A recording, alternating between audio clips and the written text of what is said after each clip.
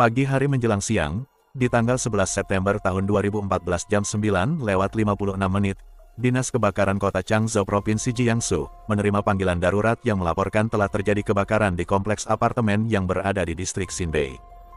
Kira-kira 10 menit kemudian, beberapa mobil pemadam kebakaran tiba di lokasi. Di momen itu, asap tebal sudah terlihat membumbung tinggi menyelimuti bangunan.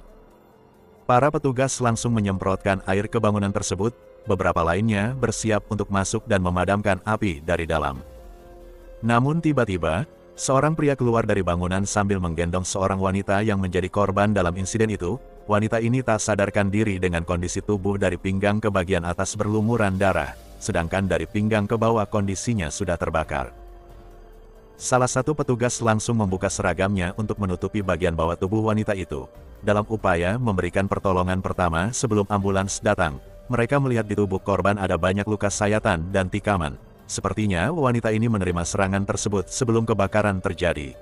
Petugas pemadam kebakaran pun menghubungi polisi lokal untuk datang ke lokasi. Beberapa menit kemudian, ambulans membawa wanita tersebut ke rumah sakit, sementara para petugas pemadam kebakaran terus berjuang untuk memadamkan api. Setelah api berhasil ditaklukkan, polisi masuk dan melakukan inspeksi.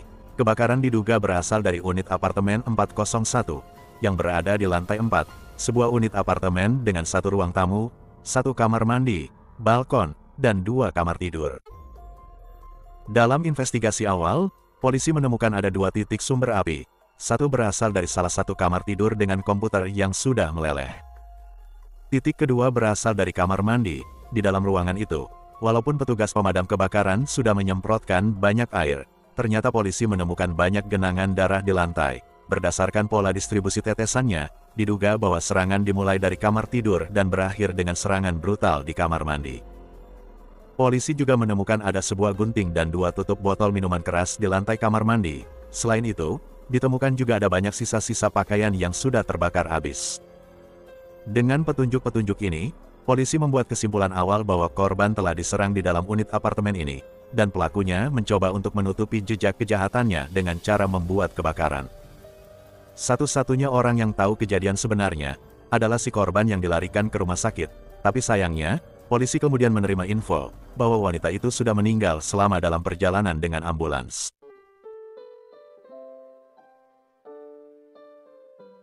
Halo orang-orang baik, selamat datang lagi di channel The Purbas. Apa kabar kalian hari ini? Saya harap semoga kalian sekeluarga senantiasa dalam keadaan sehat walafiat ya. Kalau ada dari kalian yang saat ini sedang dalam kondisi tidak sehat, saya doakan semoga lekas sembuh dan bisa segera beraktivitas kembali.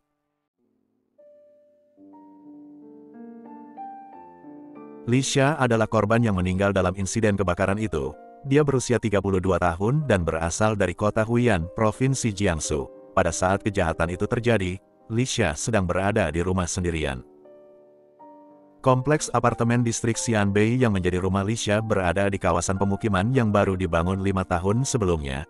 Sebagian besar unit dihuni oleh para warga senior alias pensiunan. Secara garis besar, kehidupan di kawasan kompleks apartemen distrik Xinbei cukup aman serta nyaman, dan sejak dibangun, belum pernah ada catatan tindakan kriminal yang terjadi di sana. Berdasarkan hasil pemeriksaan forensik, waktu kematian Lisha diperkirakan antara jam 9 sampai jam 10 pagi di hari kejadian. Pada bagian leher hingga ke dada, ditemukan ada 11 luka tusukan, termasuk salah satunya memiliki kedalaman sepanjang 8 cm, yang menjadi luka vital hingga mengakibatkan Lisha tewas. Dengan tubuh bagian bawah yang terbakar parah, diduga Lisha saat itu sudah tidak sadarkan diri ketika api melahap tubuhnya. Selain itu, tim forensik menemukan ada jejak alkohol di pakaian dan di tubuh Lisha. Hal ini turut mengindikasikan bahwa si pelaku telah menuangkan alkohol ke tubuh Lisha sebelum menyalakan api, sebagai upaya untuk menghancurkan barang bukti. Kematian Lisha mengejutkan warga penghuni apartemen distrik Xinbei. Bagaimana bisa di siang hari yang terang benderang, seorang ibu rumah tangga bisa tewas dengan cara sesadis itu, di dalam rumahnya sendiri, yang seharusnya menjadi tempat paling aman baginya. Untuk sementara, polisi kota Changzhou menduga bahwa motif di balik kejahatan ini ada 3 kemungkinan, yaitu dendam personal, perampokan, atau penyerangan secara seksual yang berujung dengan pembunuhan. Namun rupanya, saat melakukan investigasi di TKP, polisi menemukan beberapa detail yang sulit untuk difahami. Pertama-tama, tidak ada tanda-tanda penerobosan secara paksa baik melalui pintu maupun jendela, bahkan, kunci pintu masih tergantung di lubangnya. Berdasarkan temuan ini, investigator berasumsi bahwa pelaku masuk ke dalam apartemen bersama-sama Lisha, atau setidaknya, Lisha secara sukarela membukakan pintu bagi orang tersebut. Begitu pintu terbuka, si pelaku langsung menyerang Lisha. Namun demikian, kondisi di TKP melemahkan asumsi dari polisi, di mana pada seluruh ruangan, tidak ditemukan jejak kaki maupun sidik jari orang asing. Selain itu, tidak ada barang berharga yang hilang, kecuali HP Lisha dan 2 botol minuman alkohol yang tutupnya tergeletak di kamar mandi. Polisi menduga kuat bahwa pelaku menggunakan alkohol tersebut untuk menciptakan kebakaran. Akan tetapi, untuk alasan apa dia harus membawa 2 botol kosong yang tidak bernilai itu? Ada lagi temuan yang membingungkan, di mana HP Lisha hilang dan kemungkinan dibawa oleh pelaku. Tapi HP Lisha diketahui sempat mengirim pesan teks yang aneh kepada suaminya. Pesan tersebut bertuliskan, "Sayang, di mana kau simpan uang? Perutku sakit dan harus pergi ke rumah sakit." Jelas sekali bahwa pesan teks ini tidak dikirim Lisha, karena menurut suaminya, semua uang dan urusan finansial rumah tangga mereka dihandle oleh istrinya. Jadi sangat aneh kalau Lisha menanyakan hal seperti itu. Temuan demi temuan di TKP, membuat polisi Changsu bingung untuk menebak motif pelaku. Di satu sisi, si pelaku menanyakan tempat penyimpanan uang, di sisi lain, tak ada satupun barang berharga yang dicuri. Mungkinkah, pelaku yang menyerang dan membunuh Lisha, sejatinya bukanlah orang asing? Orang pertama yang masuk ke dalam daftar potensi tersangka tentunya suami Lisha yang bernama Wang Qingli, warga asli kota Changsu. Pada hari kejadian, Wang Qingli adalah orang yang menggendong Lisha keluar dari kebakaran. Berdasarkan pernyataan pria 35 tahun ini, hari itu dia sedang berada di kantor sebagaimana biasanya. Tiba-tiba, pada jam 9 pagi lewat 7 menit, dia menerima pesan teks dari istrinya yang menanyakan tempat penyimpanan uang. Sekali lagi, selama mereka menikah, pasangan ini sudah sepakat bahwa keuangan dipegang oleh Lisha, dan mereka terbiasa untuk memegang uang tunai dalam jumlah sedikit, sisanya semua disimpan di bank. Setelah menerima pesan teks itu, Wang Qingli langsung menelpon istrinya, namun panggilan itu tidak direspon. Wang Qingli mencoba lagi menelpon Lisha. Kali ini, nomor HP istrinya sudah tidak aktif lagi. Merasakan firasat yang aneh, Wang Qingli bersama seorang rekan kerjanya segera berkendara menuju rumah. Ketika sudah mendekati kompleks apartemen distrik Xinbei, dari kejauhan mereka melihat asap mengepul dari bangunan apartemen tempat tinggal Wang Qingli bersama anak istrinya. Rekannya langsung menelpon pemadam kebakaran. Sementara Wang Qingli segera berlari masuk ke gedung untuk melihat kondisi istrinya. Tiba di unit apartemen 401, dia menemukan istrinya terluka parah, terbaring tak sadarkan diri di lantai kamar mandi di atas genangan darahnya sendiri. Bagian bawah tubuh istrinya terbakar. Wang Qingli langsung menyiramkan air untuk memadamkan api tersebut, lalu menggendong istrinya turun dan keluar dari bangunan hingga bertemu dengan beberapa petugas pemadam kebakaran. Walaupun Lisha berhasil diselamatkan dari kebakaran, lukanya terlalu parah. Lisha menghembuskan nafas terakhir sebelum sempat tiba di rumah sakit.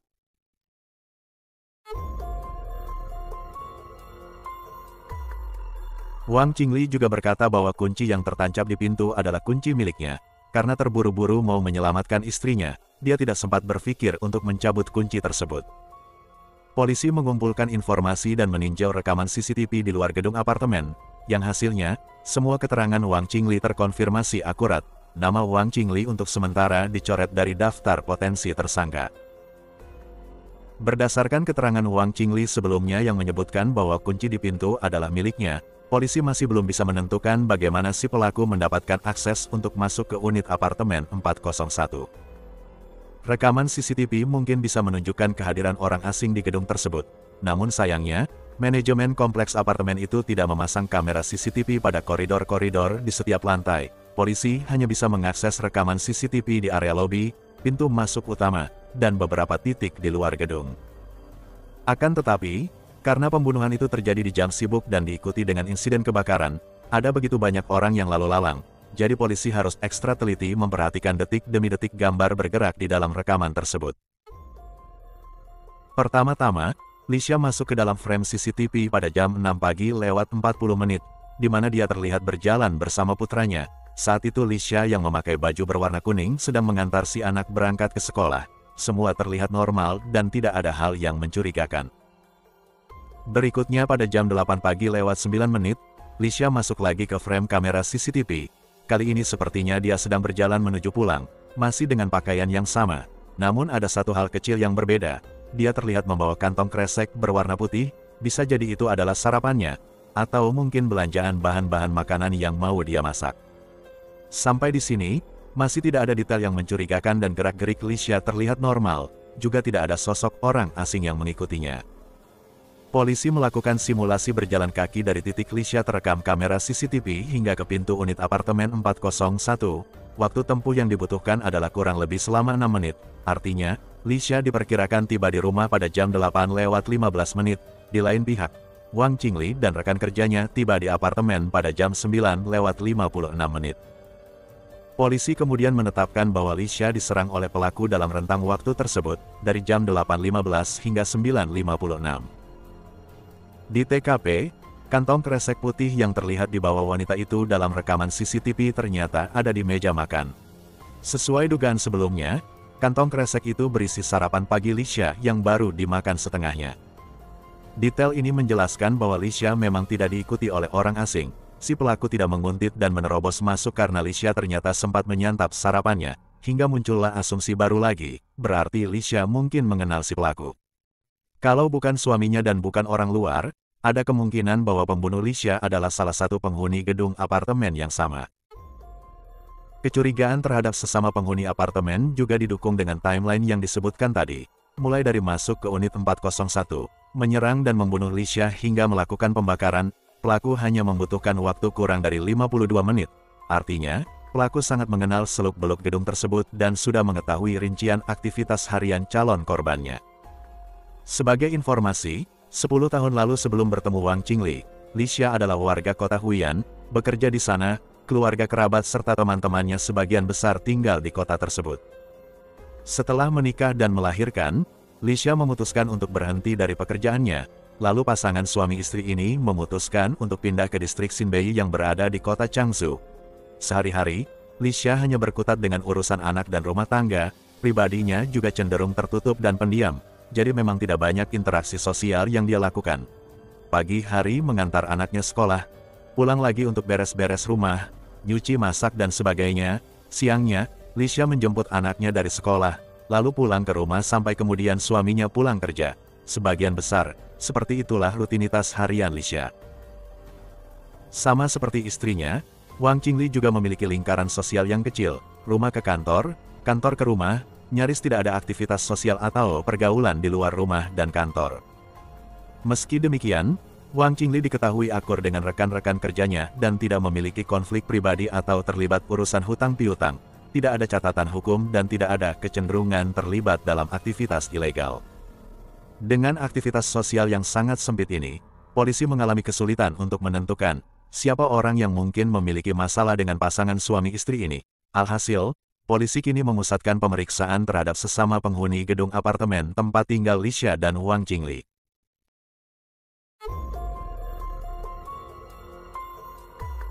Polisi berasumsi bahwa Lisha memang tidak punya pergaulan yang luas, tapi setidaknya, dia pasti melakukan interaksi dengan satu atau dua tetangga apartemennya. Setiap lantai dan satu persatu penghuni unit apartemen diwawancarai polisi. Pertanyaannya hanya mencakup dua hal penting. Di mana Anda pada jam 8.15 hingga jam 9.56 di hari kebakaran terjadi, dan apakah Anda bisa membuktikan alibi tersebut. Dari semua tetangga korban yang didatangi polisi, ternyata ada satu penghuni yang mencurigakan. Wang Chowei adalah penghuni unit apartemen yang posisinya persis berhadapan dengan tempat tinggal korban. Walaupun usianya sudah 35 tahun, Wang Chowei diketahui masih lajang dan hidup sendirian di apartemennya. Di hari kejadian, tanpa diketahui apa alasannya, Wang Chowei tidak pulang ke rumah. Berdasarkan keterangan dari salah satu tetangga lainnya, polisi mendatangi tempat kerja pria itu. Ketika ditanyai polisi mengenai keberadaannya pada pagi hari di tanggal 11 September kemarin, Wang Chowei menjawab bahwa dia sedang bekerja seperti biasa. Lalu ada seorang tetangga yang menelpon dan memberitahu bahwa terjadi kebakaran di bangunan apartemen mereka. Celakanya, sumber api diduga berasal dari unit apartemen yang persis berada di depan unit apartemennya. Wang Chowei langsung pulang untuk mengamankan barang-barang berharganya. Setiba di rumah, dia mendapat cerita bahwa Lisha tetangganya tewas dibunuh seseorang. Polisi kemudian lanjut bertanya, apakah kau mengenal pasangan suami istri Wang Qingli dan Lisha? Wang Chowei terdiam beberapa detik lalu menjawab, tentu saja saya kenal, walaupun tidak akrab, hubungan kami cukup baik. Pasangan suami istri itu bahkan pernah mencomblangkan saya dengan salah satu teman mereka. Detektif yang melakukan wawancara tidak menemukan sesuatu yang ganjil dalam keterangan dan gerak-gerik Wang Chowei. Semua alibinya bisa diverifikasi dengan catatan waktu yang presisi. Namun, ada satu hal dalam penampilan pria itu yang mengundang kecurigaan polisi. Saat itu Wang Chowei mengenakan kemeja lengan panjang, lengan kemeja sebelah kiri dilipat hingga ke siku, sementara lengan kemeja sebelah kanan terkancing hingga pergelangan tangan. Hal ini mengindikasikan bahwa dia sepertinya sedang menyembunyikan sesuatu, mungkin sebuah luka akibat senjata tajam atau luka bakar. Detektif lalu berpura-pura tidak sengaja menyentuh lengan kanan Wang Chowei. Pria itu spontan meringis kesakitan. Polisi kemudian meminta Wang Chowei menggulung lengan kemejanya yang sebelah kanan. Terlihatlah di sana ada luka baru sepanjang sekitar 3 cm. Wang Chowei menjelaskan bahwa luka itu berasal dari kecelakaan di tempat kerja beberapa hari yang lalu. Wang Chowei menjawab setiap pertanyaan polisi dengan sangat meyakinkan. Alibinya juga bisa diverifikasi, oleh karena itu, tidak ada alasan bagi polisi untuk mencurigainya lebih jauh. Namun, keesokan harinya, polisi menerima info dari tetangga Wang Chowei. Pria itu sepertinya melarikan diri. Si tetangga menambahkan bahwa Wang Chowei terlihat keluar dari apartemennya di pagi hari membawa sebuah tas koper besar. Kemana pria itu pergi, dia mengaku tidak tahu. Nomor HP Wang Chowei juga sudah tidak aktif lagi. Di hari sebelumnya, polisi sempat menanyai salah satu rekan kerja Wang Chowei, di mana dia menjelaskan bahwa pria itu memang masuk kerja seperti biasa di tanggal 11. Namun sekitar jam 10, dia buru-buru pulang karena mendapat info bahwa gedung apartemen tempat tinggalnya kebakaran.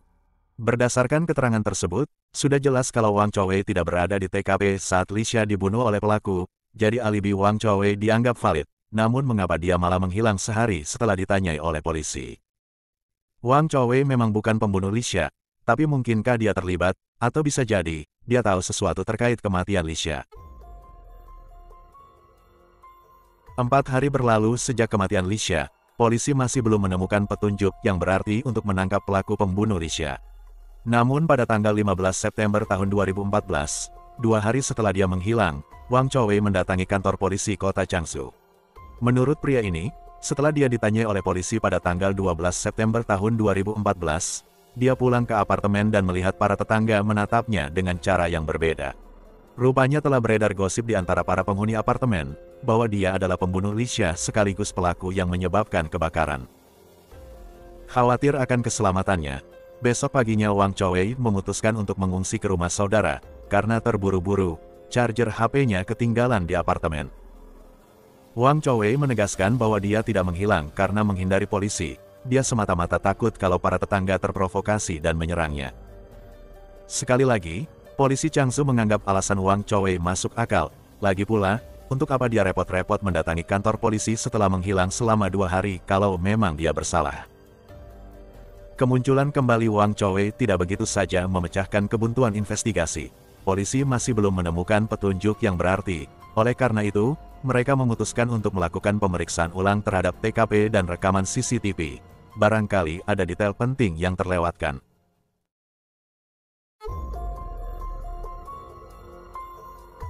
Wang Chowei adalah nama terakhir yang dicoret dari daftar tersangka yang berasal dari gedung yang sama dengan TKP pembunuhan Lisha dan TKP kebakaran. Polisi Changshu kini beralih ke gedung apartemen lain di kompleks yang sama. Puluhan polisi mendatangi satu persatu unit apartemen dan melakukan interview kepada para penghuni dengan mengajukan 2 pertanyaan yang sama seperti sebelumnya. Di mana Anda berada pada tanggal 11 September tahun 2014 dari jam 8.15 hingga 9.56, dan apakah ada yang bisa membuktikan alibi Anda? Setelah seharian melakukan interview kepada ratusan penghuni apartemen, polisi menemukan ada satu orang yang memberikan jawaban yang cukup ganjil. Dia adalah Li Kun, salah satu penghuni yang tinggal di gedung apartemen di belakang gedung tempat tinggal Lisha. Li Kun adalah pria berusia 40-an, sudah menikah dan memiliki 2 orang anak. Dalam tanya jawab tersebut, Li Kun memberikan jawaban bahwa dia meninggalkan kompleks apartemen pada jam 9 pagi lewat 37 menit untuk pergi ke pasar yang berada di luar kompleks apartemen.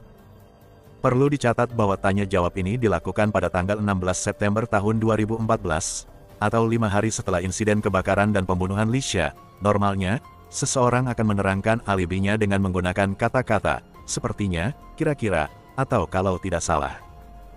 Bagaimana mungkin Lee Kun bisa ingat dengan jelas catatan waktu yang begitu spesifik, jam 9:37 menit.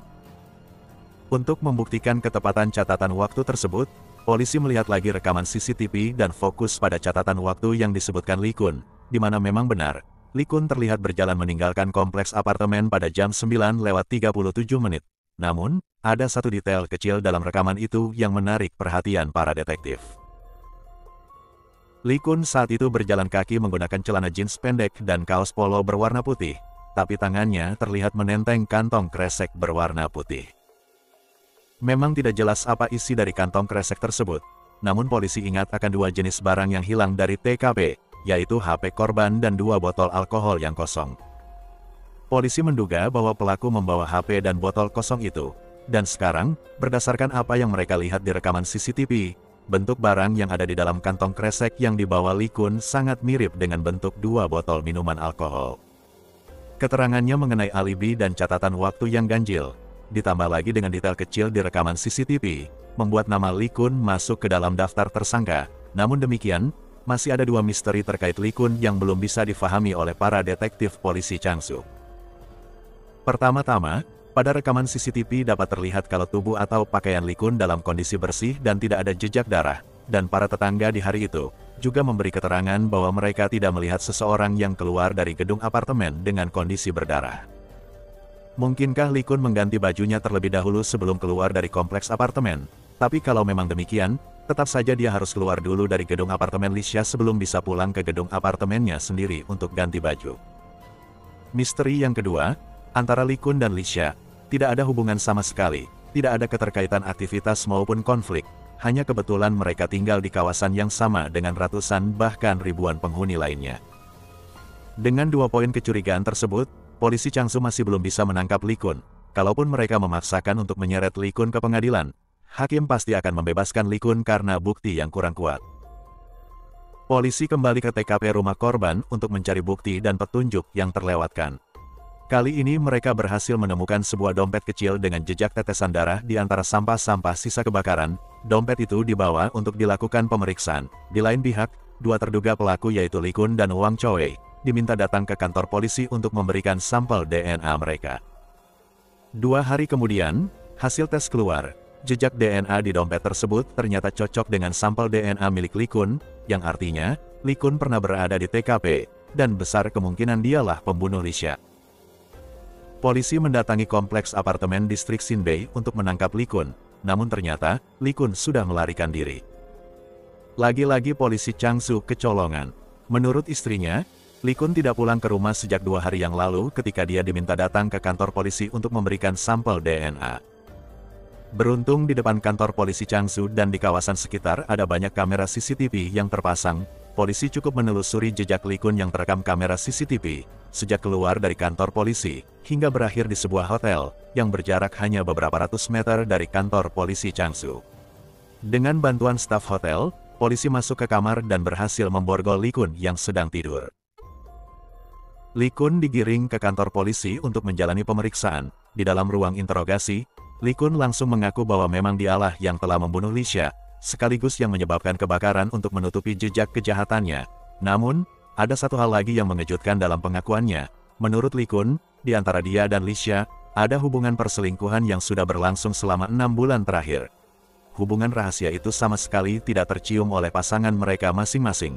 Tapi belakangan, Lee Kun merasa bersalah sekaligus bosan. Jadi pada pagi hari di tanggal 11 September tahun 2014, Lee Kun mendatangi apartemen Lisha dan mengungkapkan keinginannya untuk menyudahi hubungan mereka. Lisha ternyata tidak setuju untuk berpisah hingga terjadilah pertengkaran di antara mereka.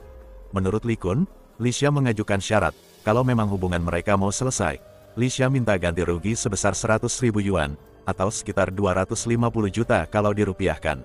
Kalau Lee Kun tidak mau memenuhi syarat tersebut, Lisha mengancam akan memberitahu istrinya terkait perselingkuhan mereka. Lee Kun menambahkan bahwa awalnya dia mengabaikan saja syarat dari Lisha dan langsung melangkah menuju pintu keluar. Namun tiba-tiba, Lisha mengambil pisau dapur dan mencoba untuk menyerangnya. Lee Kun berhasil mengelak lalu merebut pisau tersebut. Dalam kemarahannya, Lee Kun menikam Lisha berkali-kali hingga wanita itu tewas. Setelah itu, dia membakar apartemen Lisha untuk menghancurkan barang bukti.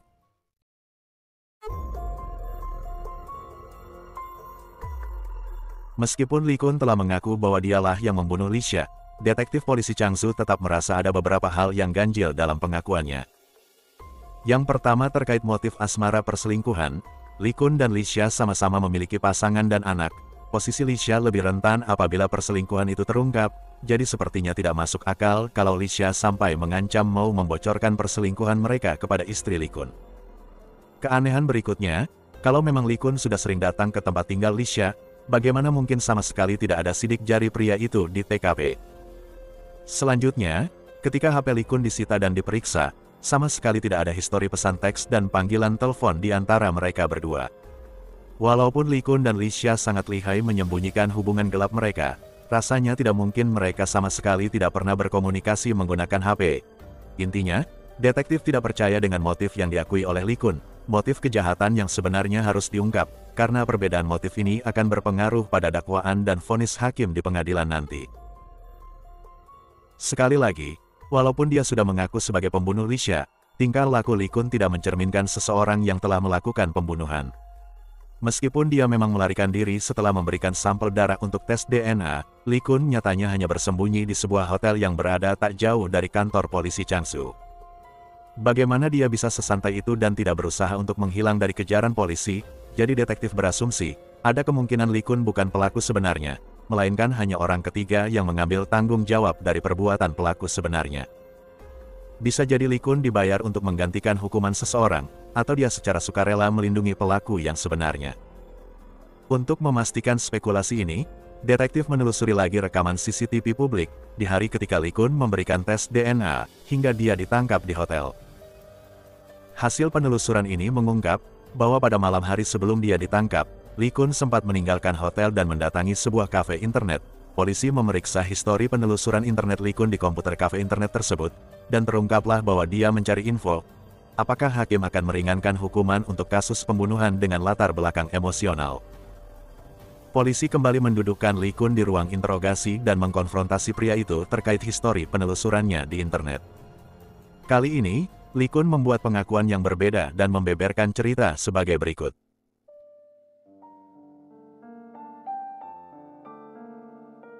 Lee Kun sejatinya hanya pria biasa, seorang suami dan ayah bagi dua anak. Sehari-hari, dia bekerja kantoran dan menerima gaji bulanan.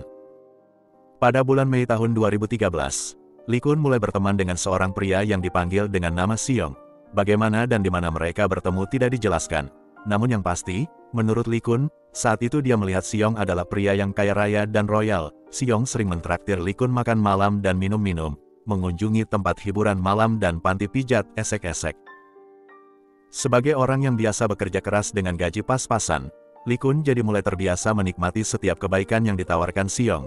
Lee Kun merasa kalau dia sudah menemukan sahabat sejati yang sangat baik hati. Sebulan kemudian, Seong mengajak Lee Kun untuk menemaninya berjudi di sebuah kasino. Awalnya, Lee Kun dibuat tersepona dengan kelihayan Seong yang terus-menerus menang banyak, namun perlahan-lahan, kemenangan tersebut berganti menjadi kekalahan berturut-turut hingga Seong kehabisan modal. Dengan alasan bahwa KTP-nya ketinggalan di rumah, Seong meminjam nama dan KTP Lee Kun untuk berhutang kepada bandar judi sebesar 20.000 yuan, atau sekitar 50 juta kalau dirupiahkan. Lee Kun percaya 100% bahwa Seong akan menang banyak lagi, jadi dia secara sukarela melakukan permintaan temannya itu. Dipikir Lee Kun, kalaupun kalah lagi, 20.000 yuan bukan masalah besar bagi Seong. Mungkin kalian sudah bisa menebak, selanjutnya Seong kalah lagi, dan seluruh uang pinjaman pun habis. Lee Kun menggunakan kartu kreditnya untuk membayar setengah dari hutang tersebut dan menandatangani surat hutang sebesar 10.000 yuan kepada pihak kasino. Lee Kun dan Seong menganggap kebetulan saja malam itu mereka sedang sial, jadi keduanya pulang ke rumah masing-masing. Keesokan harinya, Seong tidak bisa dihubungi. Pria itu tiba-tiba menghilang tanpa jejak, meninggalkan Lee Kun sendirian yang diliputi kebingungan. Bagaimana dia bisa membayar hutang kartu kredit dan utamanya hutang kepada pihak kasino. Sebulan kemudian, dua orang debt kolektor dari kasino mendatangi rumah Lee Kun dan menagih pembayaran hutang. Li Kun diam-diam menggunakan kartu kredit istrinya untuk membayar sisa hutang sebesar 10.000 yuan. Namun rupanya Li Kun terlalu naif, karena sejatinya, dia berhutang kepada rentenir yang membungakan uang secara harian. Jadi 10.000 yuan yang dia bayarkan, masih jauh dari kata cukup untuk menyelesaikan hutangnya. Di bulan berikutnya, debt collector datang lagi. Hanya dalam waktu 2 bulan, kini hutang Li Kun sudah membengkak menjadi 160.000 yuan, atau sekitar 350 juta kalau dirupiahkan. Di bulan-bulan berikutnya hingga setahun pun berlalu, Li Kun menghabiskan semua tabungan dan gaji bulanannya untuk mencicil pokok hutang serta bunga yang semakin menggunung.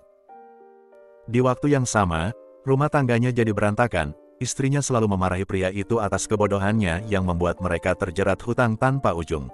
Hingga pada akhirnya, sang istri mengancam akan membawa 2 anak mereka meninggalkan Li Kun kalau masalah hutang ini tidak bisa dia selesaikan. Pernikahan yang awalnya damai dan bahagia, kini berjalan menuju ke gerbang perceraian.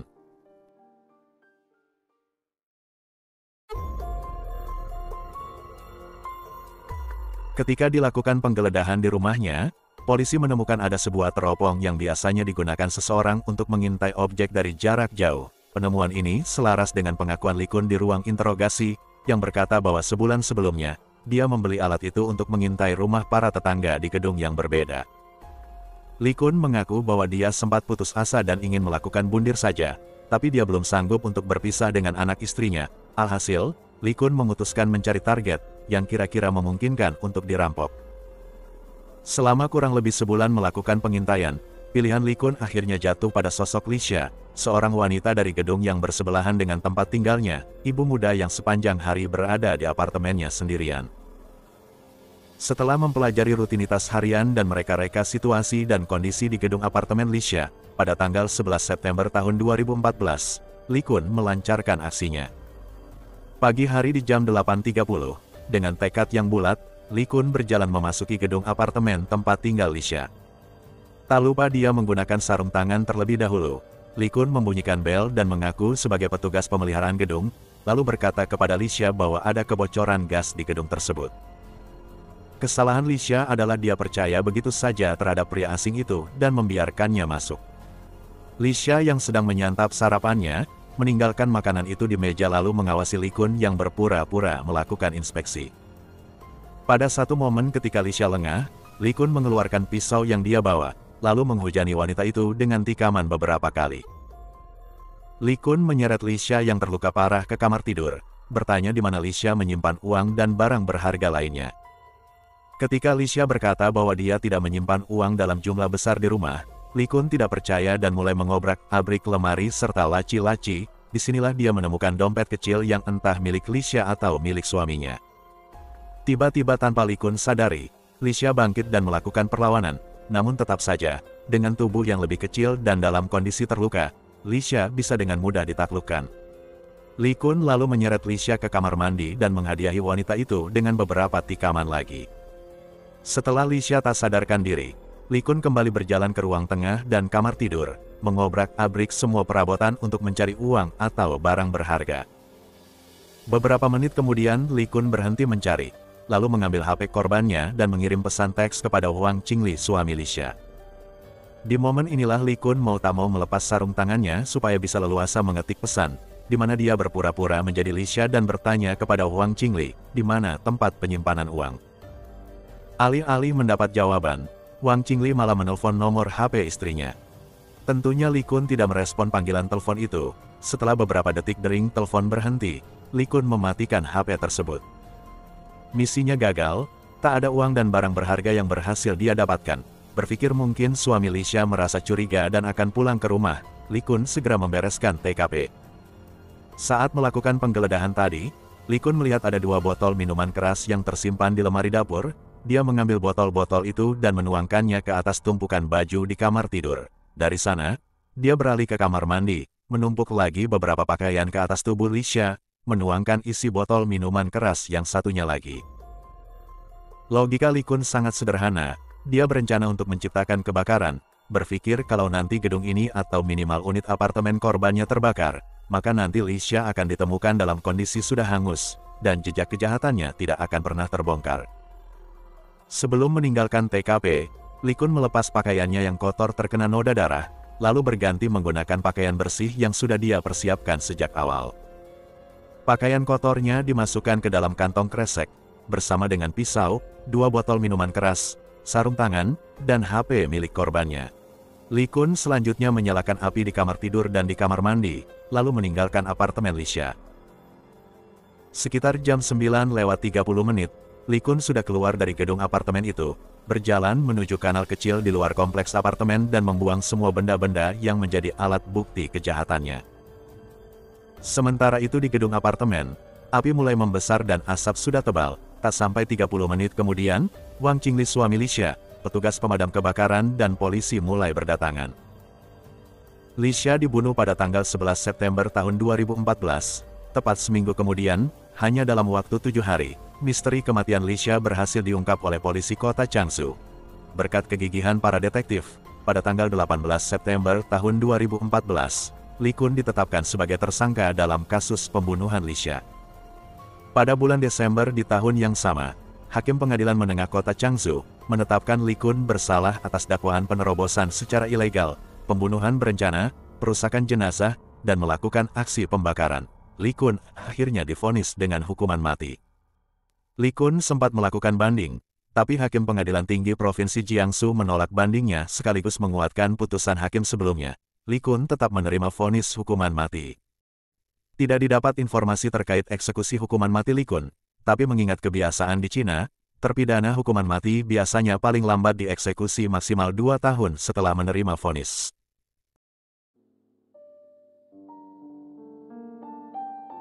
Kasus pembunuhan Lisha membuat warga kota Changsu shock sekaligus prihatin, karena sejatinya, nasib tragis Lisha berawal dari kebodohan orang asing yang bernama Li Kun, yang masuk ke dalam jebakan atau perangkap sindikat rentenir, hingga berakhir dengan keputusan nekatnya untuk merampok, bahkan membunuh seseorang, demi sejumlah uang untuk membayar hutangnya yang membengkak puluhan kali lipat.